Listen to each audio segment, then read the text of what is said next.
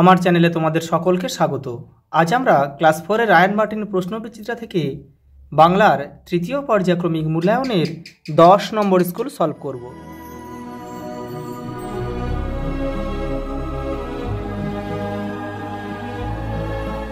দেখো 10 নম্বর স্কুল, দেখো শূন্যস্থান পূরণ করে দিয়েছে।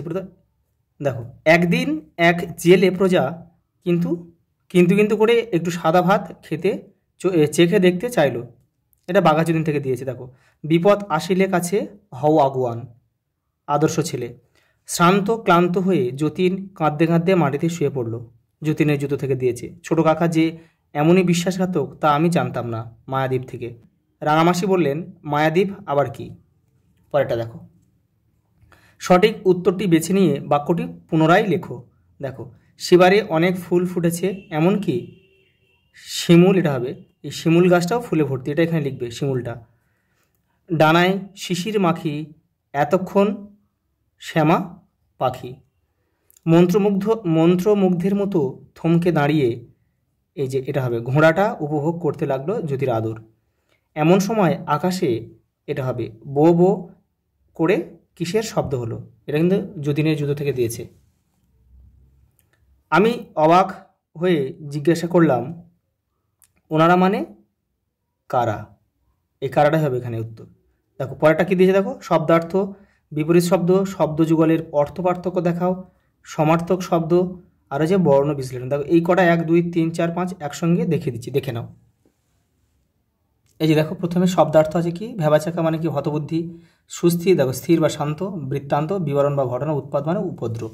দেখো পরেরটা দিয়ে বিপরীত শব্দ দিয়েছে। দেখো, সুস্থির অস্থির, কষ্ট সুখ, বন্ধন মুক্তি, অবান্তর প্রাসঙ্গিক। পরেরটা দেখো কি দিয়েছে, অর্থ পার্থক্য। কি কি দিয়েছে দেখো, তারা, তয়কা ডশন রয়কা, তারা মানে দ্রুততা, আর তয়কা রয়কা তারা মানে নক্ষত্র বা জ্যোতিষ্ক। দেখো, ভালো শুভ বা উত্তম, আবার ভয়াকাল্লা ভালো মানে কপাল বা ললাট। দেখো পরেরটা দেখো, পরে ডশন রয়কা, পরে মানে পতন হওয়া, মানে উপর থেকে কোথাও নিচে পড়লে সেটাকে পড়া বলে। আবার পাঠ মানেও কিন্তু পড়া, যারা বই পড়া বোঝালে। আর পরে মানে পশ্চাতে, মানে কিছুক্ষণ পরে, আমি পরে যাব বা বিলম্বে বলা যায়। সমার্থক শব্দ দেখো, বুক, বক্ষ, হৃদয়, চোখ, নয়ন, অক্ষি, চাল, আচরণ, রীতি। আবার দেখো কি, এটা দেখো বর্ণ বিশ্লেষণ। দেখো এটা ভেঙে দিচ্ছি, দেখে নাও। প্রথমে তোমরা কি একটা একটা বর্ণকে প্রথমে ভাঙো, দন্তস্বকে ভাঙো, তাহলে দন্তস্ব যোগ অ। আর এবার ম ভাঙো, তাহলে ম যোগ অ। খুব সহজ এগুলো। দেখো এবার দেখো, দন্তস্ব আর ত আর সঙ্গে ওটা অ রয়েছে। দেখো দন্ত শয়তয় রয়েছে আর সঙ্গে একটা অ রয়েছে, তাহলে দন্তস্ব যোগ ত যোগ অ, এই হয়ে গেল। দেখো পরেটা দাও, মাতব্বর। আগে ময় আকারটাকে ভাঙো, তাহলে ম যোগ আ, মা।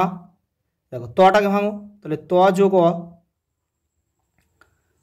এবার দেখো আর কি আছে, ব। এবার দেখো ব দুটো ব আছে, সঙ্গে একটা অ রয়েছে, তাহলে কি? দেখো ব যোগ ব যোগ অ। আর কি রয়েছে? র। তো র আর অ রয়েছে, তাহলে র আমরা লিখবো কি? র যোগ অ, এই হয়ে গেল। পরেরটা দেখো, কল্যাণ। দেখো প্রথমে কটাকে ভাঙো, ক যোগ অ। লয় জফালাটাকে ভাঙো, তাহলে কি? ল আর জফালা আর আ রয়েছে। দেখো তাহলে আমরা প্রথমে লিখবো ল, তারপরে জফালা রয়েছে মানে অন্তর্জ লিখবো, আর এটা আ রয়েছে, আকার আ রয়েছে। দেখো আকার রয়েছে, আর লিখবো, আর দন্তন রয়েছে, দেখো এটা অ লিখবো। ব্যাস, এই কমপ্লিট হয়ে গেল। পরেরটা দেখো, সন্ধি বিচ্ছেদ করো। প্রতাপাদিত্য, প্রতাপযুক্ত আদিত্য, যথেষ্ট যথাযুক্ত ইষ্ট। পাল শব্দটিকে দুটি পৃথক অর্থে ব্যবহার করে বাক্য রচনা করো। দেখো পাল মানে নৌকার পাল, মাঝিরা নৌকার পাল তুলে দিল, আর পাল মানে পশুর পাল হতে পারে। দেখো রাখাল গরুর পাল লয়ে যায় মাঠে। পরেরটা দেখো, জ্যোতির বড় মামার পেশা কী ছিল? ওকালতি। কুসুম কুমারী দাসের কবিতা কোন কোন পত্রিকায় প্রকাশিত হয়েছে? প্রবাসী, মুকুল, ব্রহ্মবাদী। যতীন কোথায় দর্জিদের দেখা পেয়েছিল? খোলা মাঠে। নাদের আলীর চেহারার কিরূপ বিবরণ গল্পে রয়েছে? এটা কিন্তু আগের সেটগুলোতে বহুবার আছে, তোমাদের বইয়ের 154 পেজে রয়েছে, ওখান থেকে তোমরা দেখে নেবে। চুপি চুপি ভয়ে ভয়ে কবিতার কথক কোন কাজ করতে চায়? জুতো মোজা পায়ে দিতে চায়। পরের প্রশ্ন দেখো, মোহিতলাল মজুমদার সম্পাদিত দুটি পত্রিকার নাম লেখো, বঙ্গদর্শন আর বঙ্গভারতী। পিংলা নদীর মাঝের সেই দ্বীপে সবচেয়ে বড় গাছটির নাম হচ্ছে শিমুল।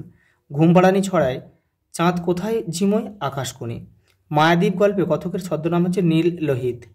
নইলে কবিতা অনুযায়ী ট্রামে চড়তে হলে কি কি গুণ থাকা দরকার? কুস্তি শিখতে হবে আর ঝুলে থাকা প্র্যাকটিস করতে হবে। পরেরটা দেখো, আদর্শ ছেলেকে প্রধানত কোন কোন বৈশিষ্ট্যের অধিকারী হতে হবে দেখে নাও।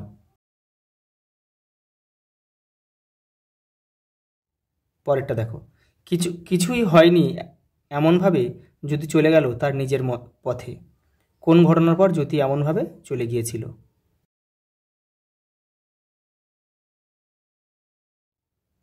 পরেরটা দেখো,